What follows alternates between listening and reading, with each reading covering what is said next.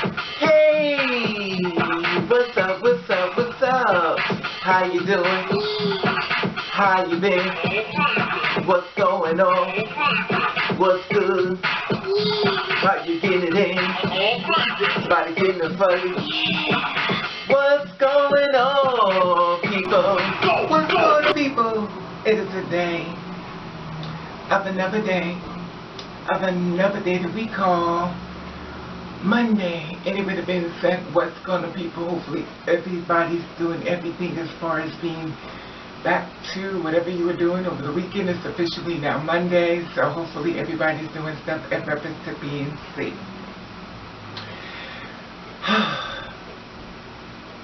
You know, I was watching Jerry Springer today on TV, and I found it to be very enlightening. You know, this is the thing. This is the part where the dislikes come in and all the girls like me get mad at me and stuff. You know, you get mad at me. You like, you know, Raven, but you know, but I, you know, the disconnect is crazy. The disconnect is crazy. You know, this is the thing. Okay, let me tell you, let me give you an idea what happened. This on the Jerry Springer show. This happened today, actually a couple hours, not even hours ago, just about an hour ago. And, you know, I just saw it and stuff. Basically, it was basically about a transgender people who deceive people and trick them to have sex. Now, for some reason, a lot of trans men, they feel as though they could. Okay, let me say this for the record. Not all trans women, not all sex change trans women, not all trans men, not all sex change women. Okay, let me just get it out of the way because well, I didn't say it, Raven. Okay, so the show is basically letting the world know that transgender people deceive you, and you need to be aware that they're out here and they're deceiving people. That's the message that they're putting out as far as anything. Now, of course, people say, well, Raven, you know it's scripted, but guess what? Our lives that are being murdered on the street, we're not scripted. We're actually in reality, because the show stays on for like 40 minutes or 30 minutes, or whatever the case may be, and here it is, we have to live the repercussions of whether they saw acts of TV. Media is a very powerful thing. It can either make you or break you. Now, once the TV goes off, basically, at last, girls like me or the girls like, you know, transition and stuff, the trans men and stuff, we're basically on the spot as far as being targets. And people feel as though when they see one of us, they need to let people know that, you know, what we are. That's one right there, yo, my man, look at that's one of them things right there, yo, watch it, you know. So basically, we're going to be now officially a target. I know a lot of you may say, you know, it's not big of a deal, but a lot of times you sit back and really think about your sisters and brothers are being murdered on the street. Some of you will understand, some of you just don't care, but at the end of the day, okay, let me share the story. Okay, it was basically a trans man went on the story. I mean, if it's a trans man, and he definitely lives himself as a man. But he had sex with a female and stuff, and basically, he didn't expose the information in reference to him being a man. He had sex with her anyway, okay? So that's the message that they're letting the women know as reference to a trans man. Now, here it is the part that gets a little personal to me, because this is the part that puts the bullet on my head. Here it is, a trans woman who actually has the sex change. Basically, when sex change means that she no longer has a penis, she has a vagina. And a lot of times girls feel as though since she's now have a vagina, she's now full official woman and stuff, and I get that and stuff, and I have no problem with that as well. But my thing is this, is that I always feel as though when you get that sex change and stuff, that you still gonna have to explain, no matter how much they say you don't have to, but I feel as though you do, because if you go back to prior videos when I was talking in reference to, you know, about a trans woman didn't tell her boyfriend that she was trans and he was trying to get her pregnant.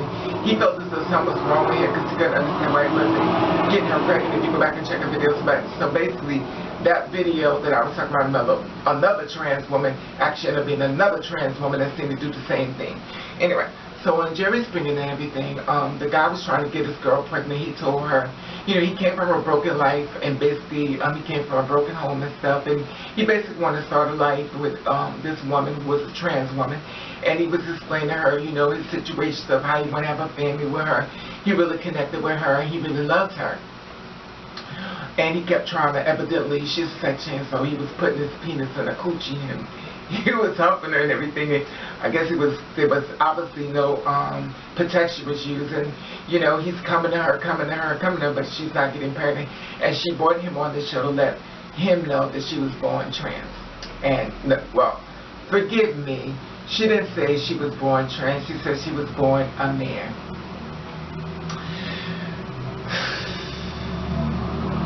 Sometimes I said, look, I need another gender. Like, I need another gender. I need to get the... anyway, so the thing is, of course the audience was going to let him know. He was cute. He was really cute. He was really nice looking, stuff like that. And, of course, you know, they're going to cap on her and stuff like that. And basically, the message out there is to let the people know that there are a lot of women out here are not really women and basically need to look for different things. And, you know, females was like chiming in saying, you know, I'm a real woman, that's not a real woman, basically, you know, made a mockery of her sitting up there. Now, I'm still looking at her and I'm thinking, is this all you wanted to do just for fame? Like, you just wanted the world to know that you was once born, well, in your case, your words, once born a man, so basically, you know, that you're now a woman and stuff. You said I was born in the wrong body as a man. You said I was once born a man. You know, y'all don't even soften the blow. You know, you're going to take this man on public national TV and you're going to expose him to all his boys, all the people who give him a hard way to go, all the suffering that he's gone through in life. People is going to have to walk past when they see him on the streets and stuff. Guys that don't even like him is going to start fucking with him even more so. You put him all on TV just to blast him, to show that you were born a man. You could have told him this at home, in the privacy of your home, and you could have just let it go there and let him not be exposed to something as far as being negative. And I'm going to tell you why. And I know some of you say, well, Raven, why are you so compassionate about this? Because I'm going to tell you why. I met a guy, let me make sure I told all the story about this. Okay, I'm going to tell you why. I met this guy and stuff like that, and he went to the clubs and stuff like that. And he was real nice looking, gorgeous guy, like this tall, fine as hell, gorgeous braids going to the back, gorgeous, blue body, fine as hell. He kept coming to me at the club. He saw me in the a gay club and stuff. I was at a gay club. I don't do straight clubs. I only went to 2 straight clubs. I went 1 straight club because my friend took me. I don't do straight clubs. Hell, I don't even do gay clubs. Anyway. So the thing is, he came up to me, he saw me come to the bar and stuff. He came up to me, he just stayed with me the whole night. And I was like, I don't think you go back to videos. I've talked about this before. Let me slow down. Okay, so I talked about this before and stuff. And I was talking how he kept coming around me. And I'm looking at him and stuff. And I was having a really bad night. So I was like hating men once again and stuff. And I really, you know, it was someplace I used to dance at and stuff. And a girl was fucking with my money. And I was ready to stomp her in the ground. So I had to basically just go cool off and just leave. So I went to New York and everything and had a car at this time. So I get there and everything. I walk through the door. The guy spots me and stuff. He basically hangs around. The guy's drop dead gorgeous. I mean, fine, super fine. So I'm sitting looking at him, looking at this guy tall. He's taller than me, light skin, nice body, nicely dressed and stuff. He's looking at me, trying to talk to me, and I'm looking at him saying, well, damn, you're fine, but, you know, I'm going through something. I'm in a situation. I'm upset about something. So, and I didn't really want to talk to him. So, you know, I was like, So I just got away from him, and then he kept coming into me. Everywhere when he kept following me, you know, they like to pull your hair, you know.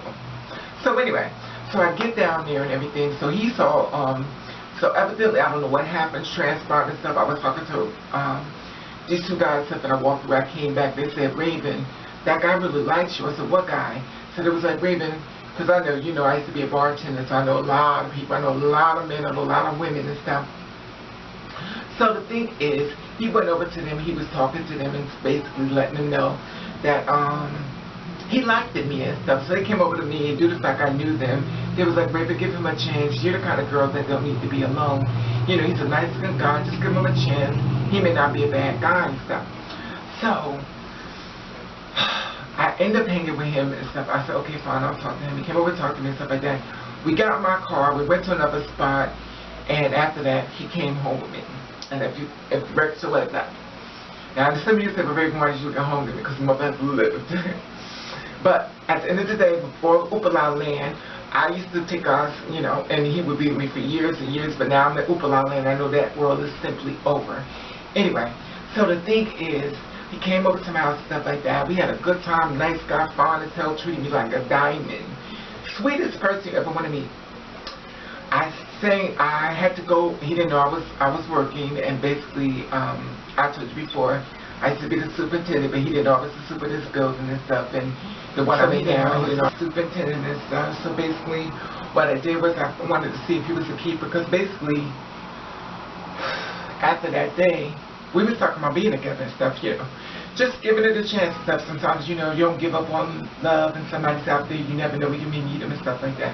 Anyway, so they always say you find a man when you're not looking. I wasn't looking, I found a man. Anyway, so the thing about it is that we like really cool, really laugh and talk and just act, you know, just starting up something brand new, you know what I mean? Gorgeous guy, nice looking guy, and I'm looking outstanding fine, you know, and I'm thinking, you know me, I'm always thinking, so I'm thinking, if he this fine, how many, you know, women he got? So anyway, so the conversation, so I had a phone call to let me know that somebody wanted to see the apartment, so I was like, okay, fine. So I got my clothes on and stuff, and I went downstairs to show somebody the apartment. And when I went downstairs, before I went downstairs, I took my pocketbook, I sat inside the second room, and I fixed it just in case, because I wanted to see if he was going to be the man that was going to be by my side, you know what I mean? So I fixed up in my pocketbook, I took a hanky, I pulled it up. So I took the hanky, I pulled the way up in there. I know I should be telling you, but hey, it may help you think about doing this as well.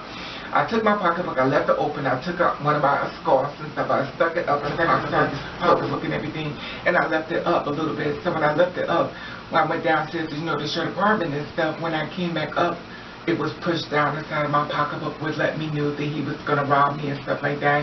Right after that, I came in and my heart was broken. I had just cooked them breakfast and everything, and I was hurt. And it made me so sad, because I was like, you know, I really wanted it to work, you know what I mean? But the thing about it was that he had another plan. It was not really basically what I thought it was. You know, I thought way he made the whole thing seem like that he really wanted to be with me, but reality he was setting me up. Now the thing that got really that's fucked about it, now remind you, we had spent time together all this time in the morning and stuff, and the thing that got me really fucked up and stuff, he went on my Facebook, he's on my Facebook page, so he hit me up on Facebook once I kicked him out. You know, he was like, I gotta go home, I had no money, because I put him on the train. I wasn't driving him after that. I was like, listen, I'm gonna take you to the train station. This way you catch the train, you go home. And so this part I hate about me, because I'm still concerned about somebody else's safety when I could just throw him out. But I was like, you know what? So I took him all the way back down to Penn Station. I dropped him off and stuff. I gave him a little that's stupid I am. I gave him a couple of dollars to get home. I'm so stupid, I swear. And so he can catch the train and get home and stuff like that. And I went home and stuff. I was broken. I felt bad. I was hurt.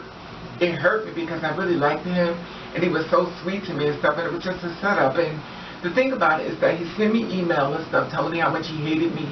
He told me that he said to me, and I talked about this before, and I'm going to share it with you again. And of course, he's watching this video because he's been following me ever since. And he told me when I was laying in the bed, you know how you fall asleep with somebody,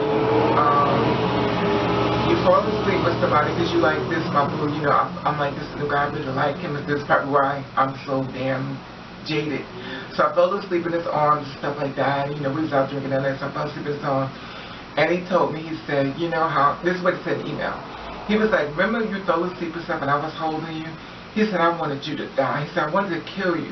He said, the only reason why I didn't kill you is because I didn't know how to get home. He said, and if I killed you, I didn't want any witnesses to watch me leave you as you died in the house. And reality is that, yes, he could have killed me because I trusted him. My guard was down and stuff like that. So he said, but Raven, what you know, I already know the victim blame and whatever the case may be. If you want that note, just do what you need to do. I really forgive to find folks. Because a lot of us have took him in home and yet still they try to act all grand when they get on fucking line. Oh girl, I would never do that, bitch. Anyway, so the thing is, he got online and stuff like that, and you know, he sent me a message telling me he wanted me to die, wish he hoped somebody kill me, and I'm thinking, like, what the fuck are you mad at me for? You know, you tried to rob me, here it is, you telling me that you want to be with me, and you fucking mad at me. Anyway, just fast forward. I ran into him in the street, stuff like that. You know, Raven has issues. I grabbed him and put him in the headlock. Oh, Jesus, help me, Lord. I grabbed him, I put him in a headlock. We started fighting on the street, on Christopher Street, by the pizza parlor. All I can hear him say was, get off of me. But anyway, that's not the point. The point of the matter was that he told me, he said, I asked him, I ran into him again. I said, well, I don't understand why you did what you did. So he says to me, he started doing this. I don't understand, why would y'all do this to me? And he explained to me, he's doing this. He said that another trans woman tricked him. He thought it was a girl, and she lied to him, and he thought it was a girl, and she lied, she played him, and he's been upset ever since. So since he's been upset ever since, stuff, and he feels as though he's basically going to take it out every trans woman that comes along. Now fast forward as of today, in reference to the trans woman that basically tricked the guy. That's the kind of bullshit that you put out on us. You know, you want to get this fame and stuff, and you want to be fabulous. I don't understand the whole fucking point of that. To go on the show just to basically put him on blast, which makes you look more stupid than him. But the sad part about it is that you actually have other girls that's going to suffer repercussions for your shit. Now people could be out looking for us to make sure they can get saved. You know, save yourself against one of them. Kill one of the motherfuckers. Don't let that motherfucker try to turn you over. That bitch got a disease. That bitch is sick. That bitch trying to give you something. Here is the message that we have to walk through. Not only there, oh no, it gets even better. We get to walk through to even try to get jobs. Or they're going to want to watch out for them. They're trying to get jobs. So that, you know, put them out on the street. Leave them out there so they can suffer. Let somebody kill them. Give them a disease. The negative messages is what the world holds on to the most. I don't give a hookah haka if everybody keeps telling you, oh girl, they're accepting. Well baby, I didn't get that memo. Because we're still being targeted, we're still being murdered, we're still being killed, and we're still being discriminated against. We still can't get jobs. So where's this memo about everybody's being, when it's no discrimination? And then the thing about it was that it's always like the girls who try to act like, you know, that everything is just so hunky-dory. And the thing about it is that she's like, well, everywhere I go, I'm very passive. Well, bitch, you got Adam's up. I'm sitting looking at, I can't even watch your fucking show because I'm looking at this Adam's sticking me in my fucking face. And here it is, you trying to tell everybody you're so fucking passable. You know, I don't, the disconnect with me, it just fucks me up, you know, and I put myself all the way out there and stuff like that, and I show you shit probably you don't even want to know, but I just put it out there and stuff, and there's some girls who claim to be white and shit, you look try your own look white. It's just so, it's so fucked up to me when it comes to being the kind of person I am, because I feel as though sometimes I bark on something that I don't even know if I'm really ready for. And you already know me, at the end of the day, Raven fights back. And I'm not the one that said all this weed and shit. I don't do that. You know, I really go in and stuff. I have to see if I have my coffee on, because you know I got my coffee. Anyway, I just wanted to share this in reference to, you know, the sex changes. I know some sex changes are on this page and stuff like that. And, you know, I'm not standing against you if you're the kind of girl who's very straightforward. Some of you don't feel as though you have to tell them. And if that's where you at, boo, don't tell them. I really don't give a shit, you know. But my thing is this, that when you go on national TV and you put it out there as far as the rest of us, we suffer the repercussions. Because you got a lot of trans kids, you got a lot of trans teens, and you got a lot of trans adults who are not passable like me. We're not passable, so basically we get out there in the spotlight, and basically we get fucking shit thrown at us. It's not funny. It's not funny. We're getting shit thrown at us, and, you know, getting beat the fuck up on the fucking street, and here it is, you sitting in the house, or jumping in your car. But a lot of us don't have the access to reference to a car and stuff. You know, we on public transportation, so it puts us on a situation where, you know, I just don't, I don't get it. You know, and the thing about it that gives me the most, is just be more responsible. And the sad part about it, we already know this video ain't gonna go no damn way. Ain't nobody gonna see this video. But the ones who wanna watch, the other ones ain't gonna pay this shit no mind. Or the ones who will watch and who don't wanna tell, will thumb down it. Oh, wait, but I don't feel as I need to tell. It's so sad because I learned one thing in life. No matter how many girls die, a lot of girls gonna do what they wanna do. And if another girl gotta suffer for it, she's like, so be it. That's her problem, not mine. Anyway, that being said, I just wanted to share this third reference to this transgender woman that was, well, she's a full sex change. She has no dick. She has a pussy, and she basically tricked the man to go on national TV, let him know that she was born a man, in her words. So when you say a man, we already know what everything else goes out the window, and that's all they see you as is a man, even with the sex change. Oh God. This is a mess. This is why I want to teach transitions, but I don't know what I'm going to go back to because I'm still going to be a homosexual. Yes. Oh, God, Yes. this is a mess. Anyway, I love the feedback on this, and I know I shouldn't take it personal, but I take it personal because my life almost got affected in reference to this. The girls doing the same thing, and a lot of times you may not understand it, but when you get into a situation where somebody want to kill you, you'll understand it. Until those days come, you'll just be looking in the window and stuff, and I hate to try to defend my sisters when I know y'all doing shit that's wrong. You know, and the thing about it, if that's what you want to do, I can't stop you, but you know, you have to think about the message that you put in that man's mind. And remember, every man that's fine as fuck is not always mentally stable. So you may be looking at a man that may be fine as hell, and he motherfucking may kill you. You may have thinking about that part. Anyway, the man said, you may release one of you girls. I hope to God not this don't happen. One of you girls gonna keep getting this message out there and y'all gonna end up releasing the fucking serial killer that's gonna start looking for us just to kill us. This is some bullshit. Y'all need to fucking think about what y'all doing and shit. Anyway, that being said, I love your feedback on this. I want to let you know I love you, and I want to thank you for watching. Catch the rain.